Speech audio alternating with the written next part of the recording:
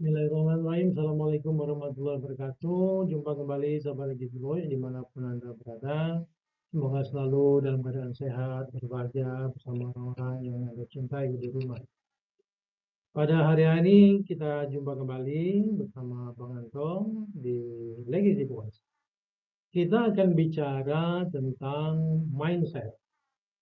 Beberapa hari yang lalu kita sharing mengenai digital mindset. Namun pada hari ini saya akan mencoba sharing kepada teman-teman sekalian hal yang lebih mendasar dari digital mindset itu, yaitu kita akan bicara tentang mindset itu sendiri. Sebetulnya kalau kita bicara mindset, kita itu bicara tentang segala sesuatu yang ada dalam diri kita. Atau kita itu introspeksi terhadap diri kita. Siapa diri kita punya potensi apa, bagaimana cara kita bersikap terhadap suatu peristiwa atau suatu kejadian. Itulah mindset. Mindset itu sering dibicarakan oleh teman-teman para motivator sehingga singkat cerita dikatakan bahwa kalau kita mempunyai mindset yang positive thinking, maka hidup kita akan lebih mudah. Kalau kita selalu negative thinking, maka kita akan hidup yang mengalami kesulitan-kesulitan dalam kehidupan kita. Hal itu tidak salah juga. Nah, mindset itu sendiri menurut buku referensi yang saya baca, ini buku Mindset, kelihatannya ini dari Carol Dweck, PhD. Beliau meneliti betul tingkah laku, pola pikir dari orang-orang sehingga dimasukkanlah dalam kajian ilmiah yang namanya mindset. Mindset itu sendiri kalau bahasa sederhana kita ya pola pikir itu. Nah, pola pikir kita itu, kenapa pola pikir itu sangat penting? Kenapa pola pikir itu cukup berarti dalam kehidupan? Ya, karena dengan pola pikir itulah nanti kita akan melakukan aktivitas berikutnya.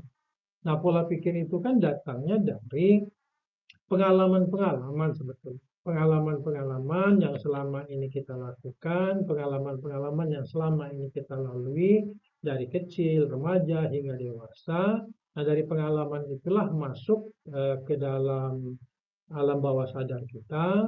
Kemudian apabila kita menemukan peristiwa seperti itu lagi, nanti kita mempunyai standar ukuran yang menjadi acuan kita. Nah, itulah pola pikir kita. Pola pikir kita itu juga nanti yang akan menentukan sikap kita selanjutnya, actionnya seperti apa. Jadi perbuatan kita itu, tingkah laku kita itu ditentukan dari pola pikir kita. Nah, pola pikir kita menentukan tingkah laku kita. Nah, tingkah laku kita itulah nanti lama-lama menjadi kebiasaan-kebiasaan sehingga menjadi karakter kita. Nah, karakter kita itulah nanti akan menentukan nasib kita akan seperti apa. Maka kalau bicara mindset cukup penting. Nah, untuk itu teman-teman saksikan terus sharing kita ini. Nanti kita akan bicara tentang berbagai macam mindset. Nah, seperti itu. Baik buruknya mindset. Ada mindset yang tetap, ada mindset yang growth mindset, ada mindset yang dilakukan pencapaiannya dengan cara yang positif, dengan positive thinking. Tetapi ada juga growth mindset yang dicapai dengan cara-cara yang negatif juga. Nah, untuk itu kita akan lihat juga sisi baik dan buruknya dari mindset itu sendiri. Saya juga mencoba melengkapi referensi ini, bagaimana kalau mindset ini kita pagari dengan spiritual mindset. Bagaimana pula dia bisa membimbing kita dalam kehidupan ini. Untuk itu, jangan kemana-mana, saksikan terus channel ini.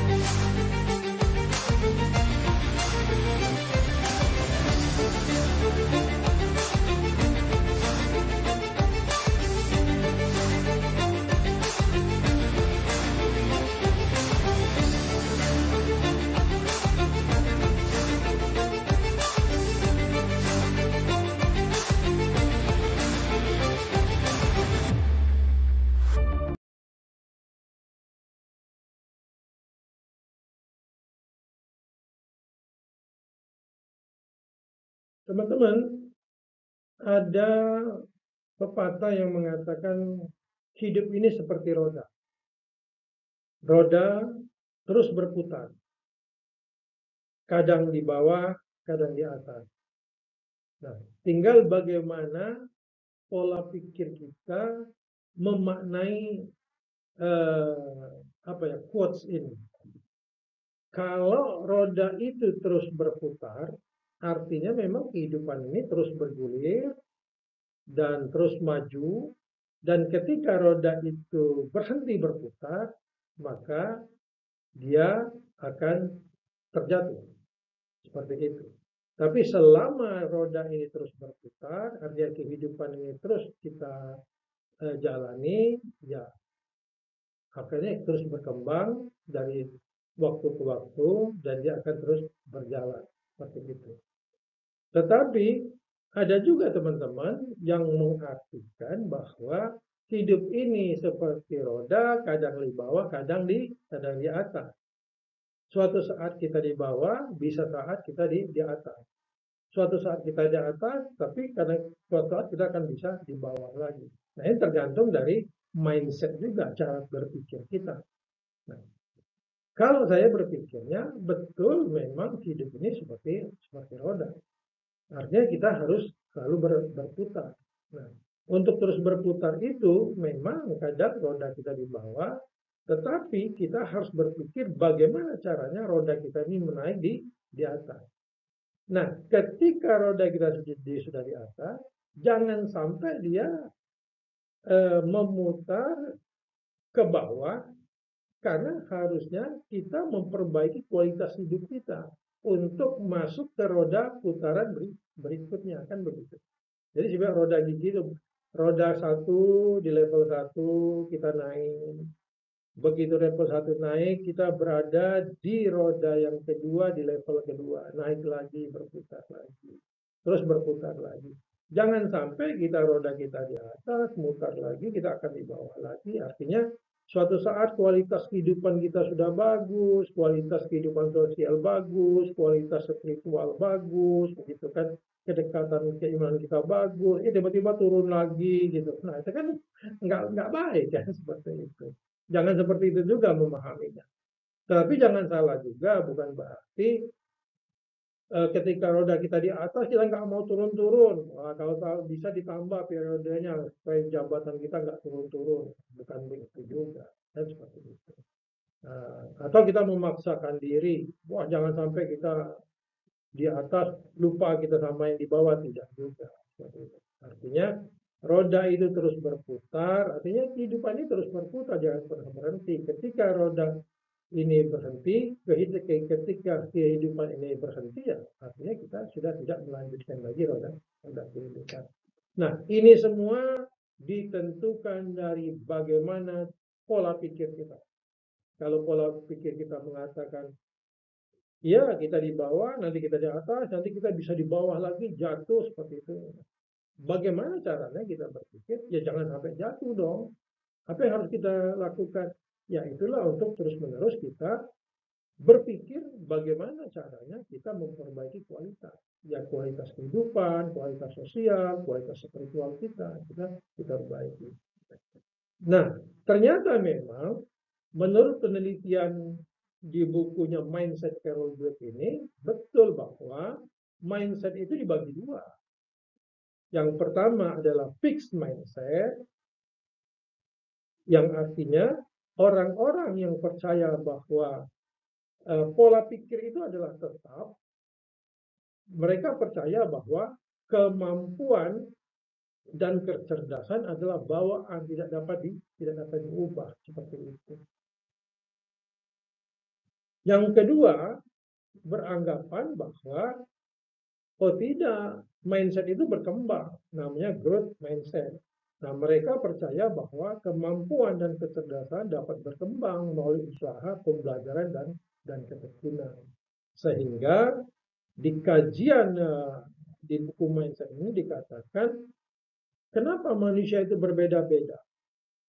Bedanya di mana? Ya ada yang bodoh, ada yang pintar, gitu kan? Ada yang rajin, ada yang malas. Ada yang keras kepala, ada yang menurut. Ada orang-orang yang sukses, berhasil, ada yang tidak sukses, tidak berhasil. Ada yang penurut, tapi ada yang membandel. Manusia itu berbeda-beda. Nah, apakah perbedaan ini memang sudah ditetapkan? Sudah ditakdirkan sama sang pencipta, kamu orang-orang bodoh, ini kelompok orang yang pintar. Ini sudah ditakdirkan, ini kelompok memang orang ini miskin pasti. Yang ini pasti jadi orang sukses, orang kaya. Apakah sudah ditakdirkan seperti itu? Nah, ada juga tapi orang yang memang mempunyai fixed mindset seperti itu. Sehingga tidak jarang kalau kita mendengar ada teman-teman ya, penceramah itu yang mengatakan, buat apa kita bekerja keras, buat apa kita ngoyo, mencari rezeki, itu rezeki sudah ditentukan. Semuanya sudah ditakar, rezeki tidak tertukar. Ya, seperti itu, yang fixed mindset seperti itu. Sedangkan yang growth mindset mengatakan, oh tidak, bahwa kita harus berusaha. Kalau kita tidak berusaha, bagaimana kita tahu takaran rezeki kita itu sebesar apa? Rezeki kita itu ada di mana? Kita tidak pernah tahu. Kalau kita tidak berusaha, kan seperti itu. Itu growth mindset. Bahkan yang growth mindset itu mengatakan, oh kerja itu adalah ibadah. Kerja itu fisabilillah untuk menghidupi rumah tangga keluarga kita. Mencari rezeki itu perintah, wajib gitu. Seperti ini. Nah, maka tidak aneh kalau ada yang mengatakan ya fix mindset tadi, ya sudahlah, buat apa, ibadah saja, seperti itu. Bahasanya selalu surga dan neraka. Tidak, itu ada nih. Lihatlah orang-orang di Arab ini, wah orang yang bangunnya siang, kerja tidak apa, asalnya tidak begitu ngoyo mencari rezeki. Ternyata negaranya masih kaya raya saja, kan seperti itu. Ya, padahal di balik itu kan tidak demikian ceritanya. Nah, untuk itu teman-teman, seandainya saja, seandainya saja, orang-orang zaman dahulu semuanya fixed mindset, maka sampai saat ini mungkin orang-orang percaya bahwa bumi ini datar. Karena kan awalnya orang-orang yang fixed mindset ini beranggapan bumi ini datar. Tidak boleh ada yang mengatakan bahwa bumi ini tidak datar atau bumi ini bulat, bumi ini bundar seperti itu. Mereka bisa dibunuh oleh raja-raja di zaman itu. Kalaupun kita ingat bagaimana pencarian Nabi Ibrahim mencari Tuhannya, itu kan eh, apa ya? Bagaimana berpikirnya Nabi Ibrahim untuk menemukan Tuhannya? Kan pola pikir. Bagaimana dia pergi? Apakah matahari ini Tuhan saya? Kalau kita baca-baca kan seperti itu. Apakah bulan Tuhan? Apakah bintang Tuhan? Apakah gunung Tuhan? Nah ini kan growth mindset. terus berpikir, seperti itu. Tidak stop di pada fixed mindset, ya, seperti itu. Saya yakin juga di kehidupan sehari-hari teman-teman pasti banyak mengalami juga fixed mindset dan fixed mindset. Nah, ini kenapa seseorang mempunyai pola pikir fixed mindset dan bagaimana seseorang itu mempunyai growth mindset, tentu banyak sekali faktor. Faktor lingkungan, dari orang tuanya, bagaimana mereka bergaul dengan lingkungannya, bagaimana dengan guru-guru di sekolah mendidiknya, bagaimana pergaulan dia di SMA sampai kuliah, seperti itu pun menentukan, sangat menentukan sekali. Utamanya dari orang tua, bagaimana ketika mereka membimbing mulai dari masa kanak-kanak, kalau anak-anak yang penuh dimanja, anak-anak penuh dimudahkan segala sesuatunya, tidak pernah menemui kesulitan. Nah, biasanya anak-anak itu akan fix mindsetnya.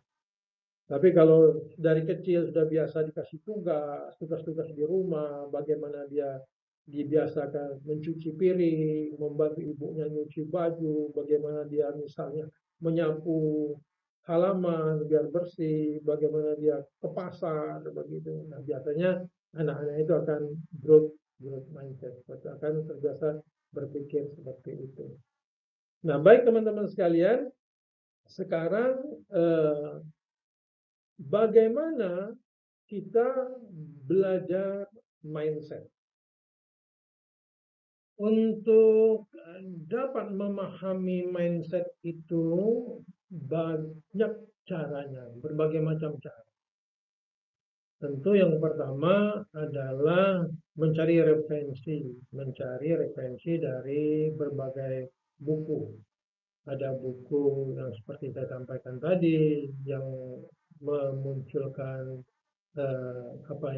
inisiatif atau teori tentang mindset, Carol Dweck, tapi ada buku tentang berpikir positif, ada lagi nanti bagaimana kisah-kisah orang sukses. Itu semua adalah cerita tentang bagaimana pola pikir atau positive thinking itu dihasilkan dari mindset yang berkembang, growth mindset. Growth mindset itu bisa berkembang dengan baik kalau dia memang diolah dengan positive thinking, seperti itu. Artinya growth mindset itu pun harus dikelola dengan cara-cara positif. Nanti kita akan singgung bagaimana baiknya growth mindset dan bagaimana juga jeleknya. Ada juga jeleknya growth mindset itu. Nah, yang pertama selain buku, tentu teman-teman bisa browsing, searching dengan artikel-artikel yang banyak sekali artikel-artikel yang menceritakan tentang mindset ini. Nah, sebetulnya kan mindset ini bagaimana kita membaca diri sendiri, memahami diri sendiri. Bagaimana kita mengetahui, yang penting adalah kita menyadari kenapa kita mempunyai pola pikir seperti sekarang ini. Misalnya seperti itu. Introspeksi diri. Dan seperti itu.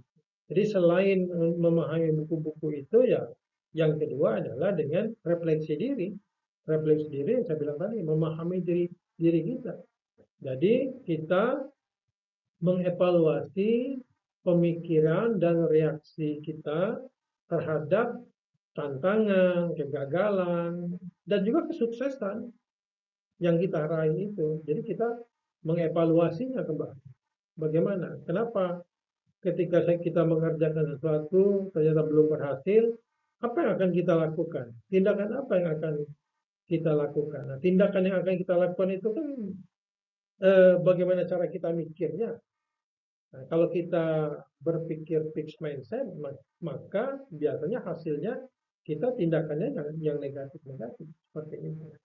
Tapi kalau yang growth mindset, dia berpikirnya pasti positif, nah tindakannya pun akan positif. Dalam kehidupan sehari-hari, saya yakin teman-teman pasti banyak mengalami ini. Gitu. Nanti kita akan berikan contoh untuk mengukur apakah kita termasuk fixed mindset atau growth mindset. Nah, ini Salah satu untuk memahami diri kita, memahami mindset adalah kita mengidentifikasi kecenderungannya. Kecenderungannya mindset kita tetap atau growth mindset. Nah, malah saya berpikir hidup ini harusnya berimbang. Kalau saya berpikir seperti itu, harus berimbang. Ada saatnya kita memiliki fixed mindset, tapi ada saatnya kita growth mindset. Kapan kita gunakan? Nah, pikiran itu ibarat senjata. Seperti yang saya gambarkan di gambar ini kan, pikiran itu ibarat senjata. Senjata yang siap kapan saja kita gunakan. Kan begitu. Kita harus gunakan. Pikiran-pikiran yang baik itu adalah pikiran-pikiran yang sudah terkendali emosinya, terkendali oleh hati kita. Seperti itu. Sehingga kalaupun kita growth mindset, dia pasti sudah ditempuh dengan cara-cara yang benar. Karena ada juga growth mindset ditempuh dengan cara-cara tidak benar. Itu pendapat saya. Nanti kita utarakan seperti itu. Kalau di dalam pelatihan biasanya teman-teman para motivator memberikan eh, berbagai macam game, berbagai macam permainan-permainan untuk melatih atau untuk mengetahui apakah seseorang ini fixed mindset atau growth mindset. Misalnya ada permainan membangun, membuat bangunan. Tidak ditentukan bangunannya apa, seberapa besar, seberapa tinggi, tapi diserahkan saja pipet plastik itu sebanyak mungkin silakan, mau ngambil seberapa pun silakan, tidak ada aturan, silakan mau dibuat seperti apa. Ada yang membuat menara, ada yang membuat istana, nanti mereka bagaimana cara seseorang itu nanti mengkoordinir temannya, bagaimana dia bersikap, bagaimana nanti kita kelihatan nanti, oh tipe-tipe orang yang fixed mindset, orang-orang yang growth mindset itu akan kelihatan. Ada juga dengan kalau dulu kami di pelatihan achievement motivation training itu permainan origami. Origami itu permainan lipat-lipat kertas di Jepang itu. Bagaimana kertas yang berwarna-warni itu dibentuk menjadi burung, nanti dibentuk menjadi kapal, dibentuk menjadi seperti apa. Nah, itu nanti akan kelihatan orang-orang yang fixed mindset dan growth mindset seperti itu. Baik, sekarang kita coba melakukan identifikasi dengan beberapa case. Sekarang kita coba memahami fixed mindset dan mindset dengan contoh. Misalnya di pertama ini kita dihadapkan kepada peristiwa seorang karyawan bernama Jack gagal dalam presentasi proyek di depan tim dan manajer. Presentasinya tidak berjalan lancar karena beberapa masalah teknis dan kurang persiapan. Jack merasa kecewa dan frustasi. Kalau Jack itu mempunyai sudut pandang fixed mindset, maka pemikiran Jack itu dia atau Jack berpikir, saya memang tidak pandai berbicara di depan umum. Saya tidak akan pernah bisa menjadi pembicara yang baik. Dia merasa malu dan berusaha menghindar kesempatan bicara di depan umum. Kemudian Jack berpikir cenderung menyalahkan masalah teknis atau faktor lain. Nah, kalau pemikiran si Jack yang fix mindset seperti ini, maka tindakannya pun pasti negatif. Yaitu apa? Jack menghindari peran atau tugas yang melibatkan presentasi. Dia nggak mau lagi presentasi depan umum. Karena dia takut akan gagal kembali. Nah, Jack tidak mencari umpan balik untuk proses belajar. Kan negatif juga. Jack merasa putus asa. Itu tindakan yang akan dilakukan. Namun, seandainya Jack ini mempunyai sudut pandang growth mindset, maka dia akan berpikir kalau gagal dalam presentasi kali ini adalah kesempatan untuk belajar. Apa yang bisa saya lakukan agar lebih baik di lain waktu. Kemudian Jack menyadari bahwa dengan latihan dan persiapan lebih baik, dia bisa memperbaiki kemampuan presentasinya. dan juga Jack melihat masalah teknis sebagai tantangan yang bisa diatasi dengan persiapan yang baik. Kalau pemikirannya growth mindset seperti ini, maka positif pemikirannya, tindakannya pun akan positif. Sehingga apa yang dilakukan Jack? Jack akan meminta umpan balik dari rekan kerja dan manajer untuk mengetahui area yang perlu diperbaiki. Dia mencari pelatihan atau workshop untuk meningkatkan keterampilannya, yang mungkin ikut pelatihan teknik presentasi, ikut pelatihan public speaking, atau melihat video-video bagaimana presentasi yang baik. Kemudian Jack juga berlatih lebih banyak dan dia melihat kesempatan presentasi berikutnya. Itu adalah peluang untuk dia berkembang. Nah, inilah teman-teman bagaimana kita untuk mengetahui kalau seandainya ini terjadi sama Anda, bagaimana Anda bersikap? Atau Anda pernah mengalami hal ini? Misalnya tidak usah presentasi di perusahaan. Nah, misalnya bagaimana kita kalau di depan kelas, pada kita sekolah, pada kita di kampus, apa kita pernah mengalami hal-hal seperti ini dalam hal-hal lain seperti ini. Bagaimana kita bersikap? Coba kita ambil contoh. Di contoh kedua ini sengaja saya ambilkan contoh yang pasti sering dihadapi oleh teman-teman mahasiswa atau kita-kita yang pernah sekolah dulu pasti sering menghadapi hal ini. Misalnya di sini saya ambil contoh, anak seorang mahasiswa dapat nilai rendah pada ujian akhir. Mata kuliah yang penting, dia merasa kecewa dan frustasi karena sudah belajar keras untuk ujian tersebut. Nah, kalau dia fix mindset, maka pemikirannya bahwa Anda berpikir saya memang tidak pandai dalam mata kuliah ini. Sepertinya saya tidak berbakat di bidang ini.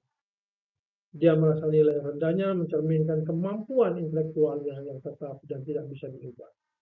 Nah, kalau pemikiran seperti ini, pasti tindakannya akan negatif juga.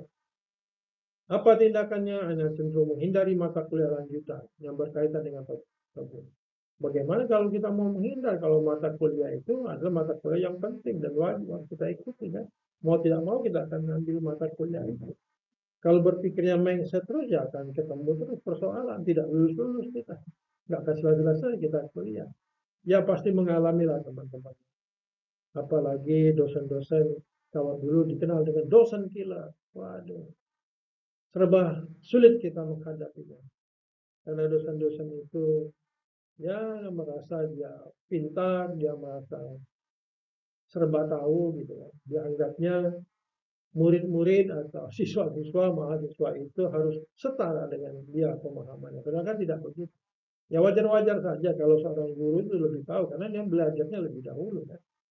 Kalau muridnya pintar-pintar, lebih pintar dari gurunya, kan nanti bingung juga kan ngajarnya seperti apa kan.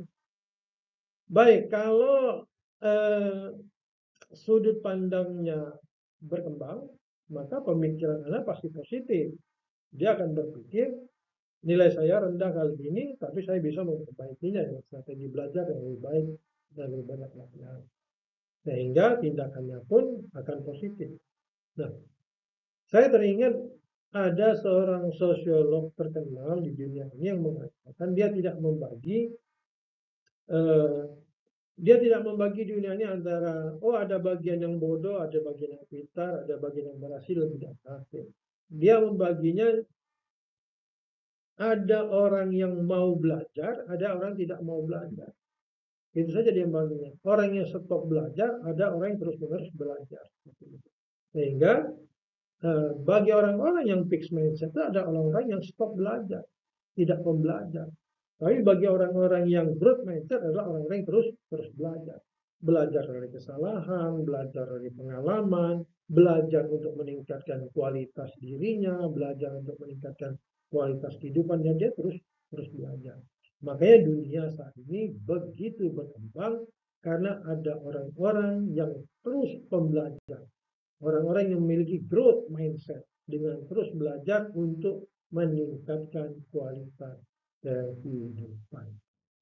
Seperti saya sampaikan di awal tadi, kita juga perlu mengetahui dampak terhadap sudut pandang fixed mindset, dampak baik dan dampak buruknya, dan juga nanti dampak terhadap growth mindset, dampak baik dan dampak buruknya seperti itu. Nah, kita sama-sama perhatikan di sini bahwa apabila seseorang mempunyai sudut pandang fixed mindset, ada juga dampak baiknya. Dampak baiknya, dia mempunyai stabilitas dan kepastian. Orang dengan fixed mindset mungkin merasa lebih nyaman karena mereka memilih pandangan yang stabil dan pasti tentang kemampuan dan bakat mereka. Misalnya teman-teman yang sedang berusaha bekerja, ya dia menjadi tenaga kerja dengan upah yang tidak begitu tinggi, tidak apa-apa, tapi yang penting dia secara bulanan dapat penghasilan tetap. Seperti itu. Sehingga dia memilih bekerja menjadi tenaga borongan atau tenaga kerja tidak tetap seperti itu. Karena selain memang peluang usaha ini begitu tidak mudah didapatkan dibandingkan dengan misalnya dia punya modal buka usaha, misalnya jualan pisang goreng di pinggir jalan atau jual kopi di pinggir jalan, yang omsetnya bisa jadi sebulan jauh lebih besar dari nerima upah bulanan yang UMR. Bagi teman-teman yang fixed mindset, daripada belum tentu laku kalau jualan, belum tentu nanti seperti apa ke depan, lebih baik dia mengambil peluang untuk bekerja yang dapat gaji bulanan walaupun UMR. Seperti itu. Ini banyak yang terjadi seperti ini. Dampak baiknya dia menghindari risiko dengan keyakinan bahwa kemampuannya adalah tetap, individu cenderung menghindari situasi yang berisiko. Seperti contoh tadi, kalau saya punya uang modal 1 juta, kemudian saya buat usaha, ya kalau laku, kalau nggak laku bagaimana? Modal saya akan habis. Seperti itu. Lebih baik saya menerima pekerjaan yang itu fix mindset. Dampak baiknya ya seperti itu, menghindari yang pasti-pasti sajalah seperti itu. Sering kita dengar dari obrolan-obrolan di teman-teman di pergaulan kita juga begitu. Nah, dampak buruknya apa kalau kita mempunyai sudut pandang fixed mindset? Tentu terbatasnya pertumbuhan dan pengembangan diri. Nah, orang dengan fixed mindset mungkin tidak berusaha untuk meningkatkan kemampuan mereka karena percaya bahwa kemampuan mereka tidak bisa diubah. Ya seperti itu. Kita merasa tidak punya kemampuan lagi, ya bisa saya cuma ini, bisa saya cuma segini, seperti itu. Sehingga dia tidak akan bisa bertumbuh dan berkembang lagi seperti itu. Apalagi takut gagal. Dan takut gagal ini mungkin dia pernah mencoba, misalnya seperti ini. Belajar naik sepeda tadi. Belajar naik sepeda, tidak ada orang yang bisa naik sepeda, belajar langsung bisa jalan, langsung dengan cepat, tidak. Pasti akan jatuh juga. Jatuh, bangun, Nah, kalau dia berpikir fixed mindset, ya dampak baiknya sudah, saya kan tidak akan pernah bisa bersepeda, selalu gagal, selalu jatuh, maka dia karena takut gagal dia tidak akan mencoba lagi naik sepeda seperti itu. Begitu juga ya belajar naik kendaraan bermotor, naik mobil seperti itu. Karena takut gagal, takut nabrak, maka dia tidak akan pernah bisa mengendarai kendaraan. Kemudian biasanya orang-orang yang fixed mindset ini reaksinya negatif terhadap kritik. Orang-orang yang berada di zona nyaman, kalau kita di perusahaan itu orang-orang yang berada di zona nyaman, ya sudahlah seperti ini apa adanya, prosesnya dari dulu juga sudah seperti ini, kita tidak usah melakukan perbaikan-perbaikan. Kalau dikritik dia ya biasanya kurang senang seperti itu. Apalagi pembaharuan, nanti dia khawatir akan mengganggu kesempatan-kesempatan yang selama ini dia sudah nikmati atau kenikmatan-kenikmatan yang selama ini sudah dia nikmati seperti itu. Nah, sekarang kita melihat dampak dari growth mindset. Growth mindset ini secara keseluruhan memang yang diidamkan lah, yang baik seperti itu. Karena dengan sudut pandang growth mindset ini seseorang bisa melakukan pembelajaran secara berkelanjutan sehingga dunia ini semakin maju karena pembelajaran yang berkelanjutan. Ya, growth mindset mendorong pembelajaran terus-menerus dan pengembangan diri. Orang dengan growth mindset lebih cenderung mengambil kursus baru, belajar keterampilan baru, dan memperbaiki diri yang baru. Bahkan orang yang growth mindset ini mereka yang menemukan sesuatu yang baru karena mereka terus berpikir untuk selalu memperbaiki. Resilience. Orang yang growth mindset menganggap kalau gagalnya biasa saja, kegagalan itu. Besok kita coba lagi. Kita evaluasi, nanti kita perbaiki, maka kita lakukan kembali. Nah, orang-orang growth mindset juga penuh dengan inovasi dan kreativitas untuk mencoba hal-hal baru dan membawa ide-ide segar dan solusi yang lebih kreatif lagi di dalam kehidupan ini. Orang yang growth mindset dapat mengarah pada pertumbuhan karir yang cepat karena orang terus-menerus mencari peluang untuk berkembang. Nah, ini sisi-sisi baik dari dampak dari growth mindset.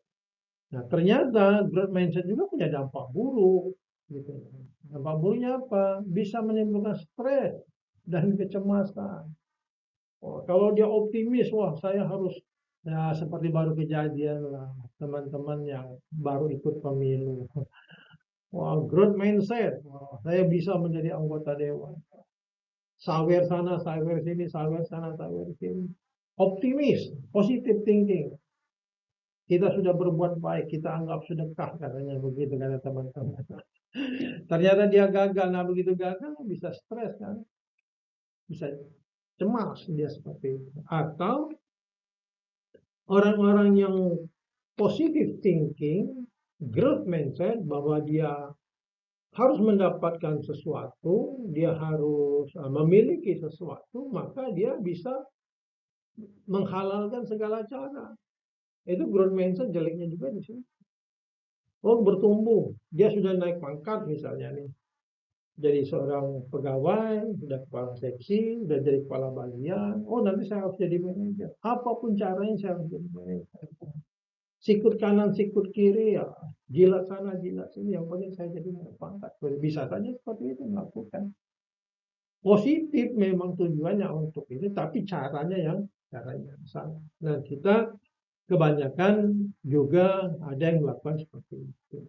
Untuk mendapatkan satu jabatan, jabatan itu amanah, positif, bagus. Tapi kalau caranya salah, menghalalkan segala cara, wah itu yang tidak baik juga. Maka untuk itu teman-teman, saya mau melengkapi mindset ini dari sudut sisi spiritualnya seperti apa. Ya, artinya positive thinking itu, growth mindset itu bagus. Tapi harus juga dikendalikan. Harus dikendalikan. Fixed mindset juga itu ada yang bagusnya. Artinya ketika kita bertumbuh growth mindset, kita mencapai segala sesuatu, mencapai sesuatu yang kita idamkan, yang mungkin kita stop dulu, fixed mindset dulu, syukur dulu. Ini sudah kita tidak capai, gitu kan. Tidak ngoyo terus, sehingga ngoyo itu kita nanti terlalu ambisius jatuhnya. Terlalu ambisius dia bisa mengakibatkan stres, cemas, bisa juga ini ketidakseimbangan hidup, fokus berlebihan pada pengembangan dirinya. Seperti itu. Kalau dia tidak berhasil, bisa gila seperti itu. Ini kita lihat untuk menyeimbangkan antara growth mindset dan fixed mindset itu kita perlu dari sisi spiritual.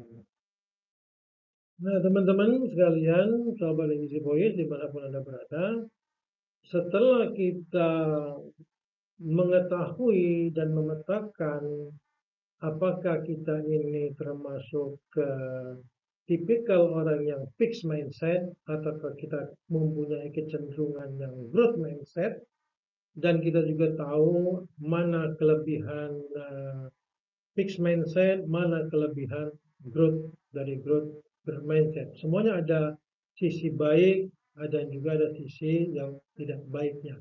Nah, untuk itu saya katakan kita perlu keseimbangan. Hidup ini perlu keseimbangan.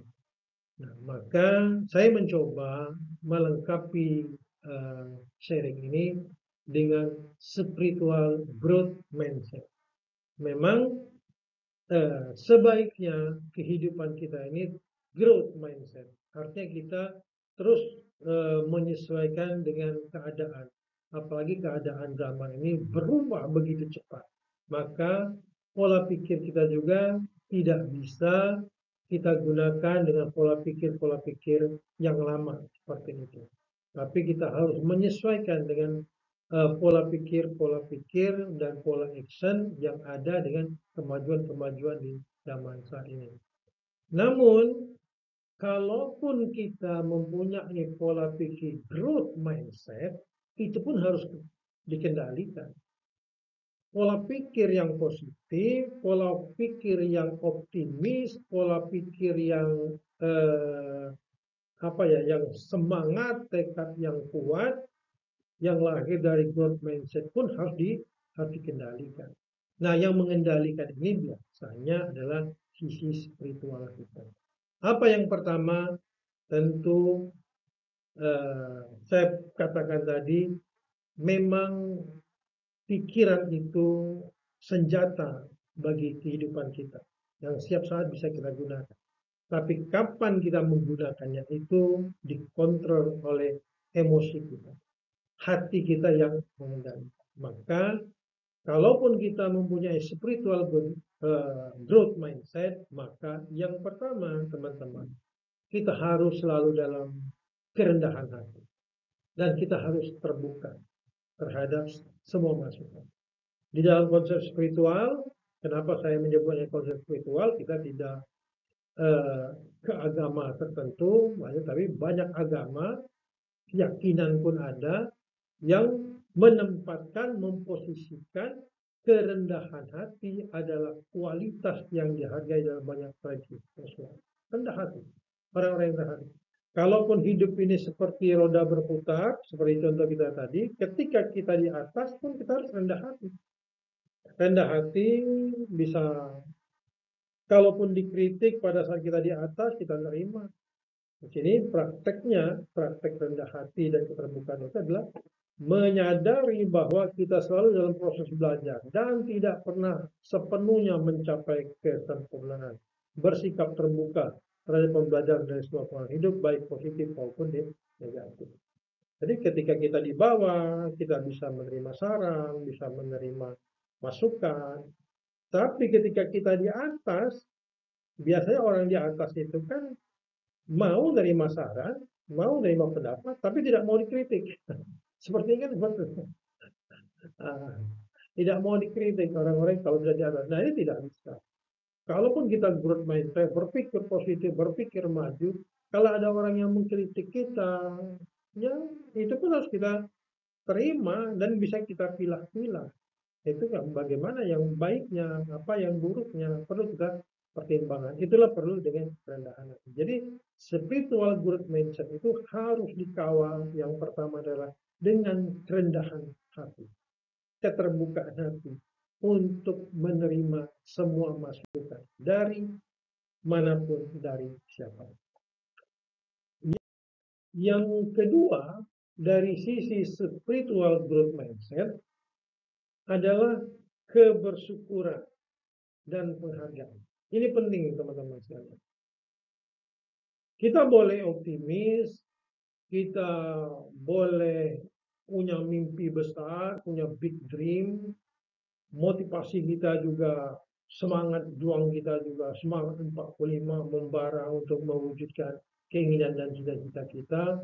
Kita kemudian growth mindset, selalu berkembang untuk mencapai hasil yang lebih optimal. Tapi jangan lupa bersyukur atas apa yang sudah kita capai. Dari sisi spiritual, rasa syukur itu adalah elemen kunci dalam banyak praktek-praktek spiritual. Menghargai setiap kesempatan untuk belajar dan tumbuh, serta bersyukur atas setiap pelajaran yang diperoleh. Prakteknya seperti apa refleksinya? Melakukan refleksi harian atau meditasi untuk mengidentifikasi, mensyukuri pelajaran yang diperoleh dari pengalaman sehari-hari. Jadi, apapun yang sudah kita capai, kita refleksikan. Kita apa ya? Evaluasi. Apakah pencapaian yang sudah kita capai ini sudah kita peroleh dengan cara yang benar?